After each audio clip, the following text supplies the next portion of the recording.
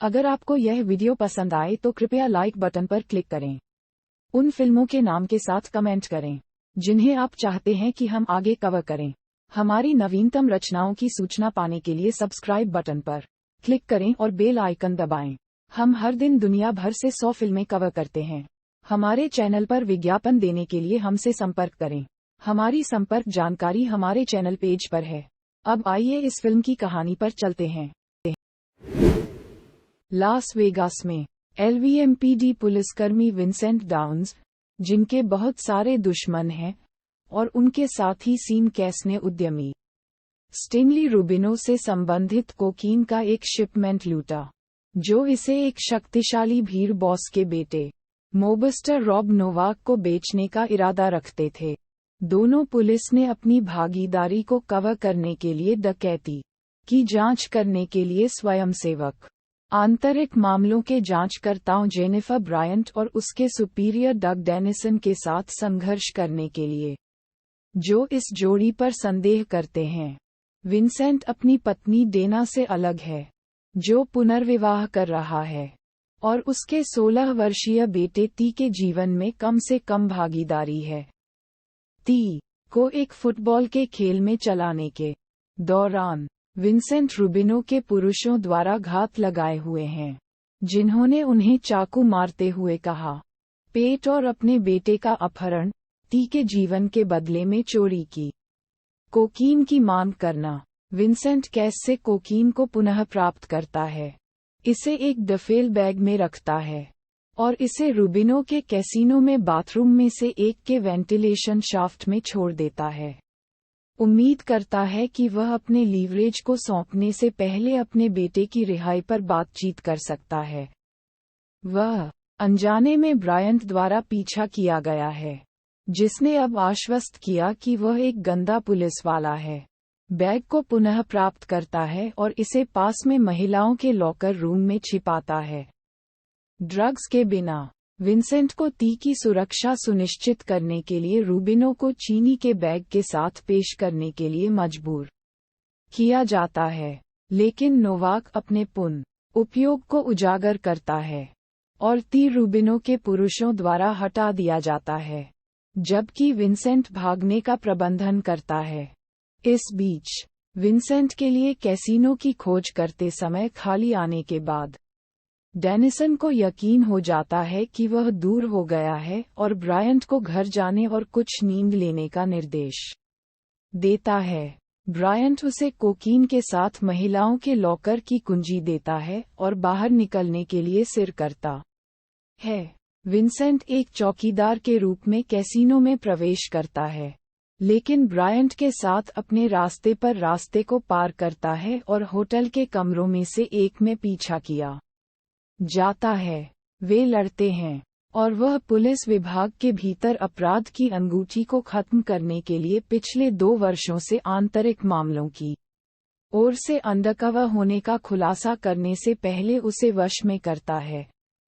वह जानता है कि कैस एक ड्रग रनर है।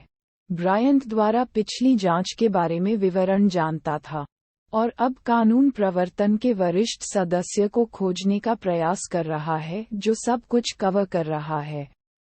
एक संदेहपूर्ण ब्रायंट उसे कोकीन को पुनः प्राप्त करने के लिए लॉकर रूम में निर्देशित करता है, लेकिन ड्रग्स को हाल ही में डेनिसन द्वारा हटा दिया गया है। डेनिसन विंसेंट को घात लगा चुका है, लेकिन अंततः प्रबल हो गया और बेहोश हो गया। इस बीच टी विंसेंट से संपर्क करने के लिए रूबिनो के सेलफोन से बचता है और चोरी करता है, लेकिन चुपचाप रूबिनो और उसके पुरुषों द्वारा पीछा किया जा रहा है, जो विंसेंट को एक जाल में लुभाने के प्रयास में ये सब होने की अनुमति देते हैं। कहीं और डेना को पता चलता है कि विंसेंट और टी खतरे में हैं और कैसीनो में सिर हैं। कैस आता है और विंसेंट को अपने आंतरिक मामलों की भागीदारी के बारे में बताता है, लेकिन फिर नोवाक के पुरुषों में से एक से विंसेंट को बचाता है। उन्हें इस प्रक्रिया में गोली मार दी गई और मृत मान लिया गया। विंसेंट कैसीनो को एक पुलिस वर्दी में घुसपैठ करता है जिसे कैस लाया और पता चलता है कि डेनिसन कैस के फोन से गुजरने पर बल में तिल है। डेनिसन नोवाक के पेरोल पर है और कैस को आदेश दिया कि वह विंसेंट को मार डाले, उसे सूचित करने के बाद कि वह आंतरिक मामलों में था। ब्रायंट और डेनिसन बाद में गैराज में एक गंभीर रूप से घायल कैस पाते हैं, जबकि ब्रायंट नोवाक के आदमी के विटाल की जांच करता है। डेनिसन निजी तौर पर कैस से सवाल करता है कि क्या विंसेंट को उसकी भागीदारी के बारे में पता है, और जब कैस जवाब देने से इनकार करता है तो उसे खत्म कर देता है। विंसेंट और ती पुनर्मिलन के रूप में नोवाक ने कैसीनो की शूटिंग शुरू कर दी और पार्किंग गैराज में भागना शुरू कर दिया। आगामी शूटआउट में ब्रायंट ने रूबिनो को गिरफ्तार किया। विंसेंट और ती एक चोरी की कार में भागने का प्रयास करते हैं, लेकिन नोवाक और उनके आदमियों द्वारा घात लगाए जाते हैं, जिससे एक हिंसक गोलीबारी होती है। डेना पहुंचता है और नोवाक के शेष गुर्गे को मारता है और विंसेंट को बचाने के लिए और नोवाक को कॉर्नर से पहले ती को बचाता है। वह विंसेंट को छाती में गोली मारता है, लेकिन विंसेंट जीवित रहता है और नोवाक को गोली मारता है।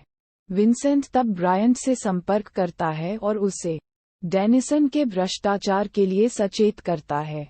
वह तुरंत डेनिसन को पकड़ने का प्रयास करती है, लेकिन वह उसे गोली मारती है। वह तब सवाल करने के बाद रूबिनो को मारता है। अगर नोवाक के पिता ने कभी अपने आपराधिक व्यवहार में उसका उल्लेख किया, तो वह उस क्रूजर को चलाने वाले पुलिसकर्मी को गोली मारता है, जो वाहन को दुर्घटनाग्रस्त करने का कारण बनता है।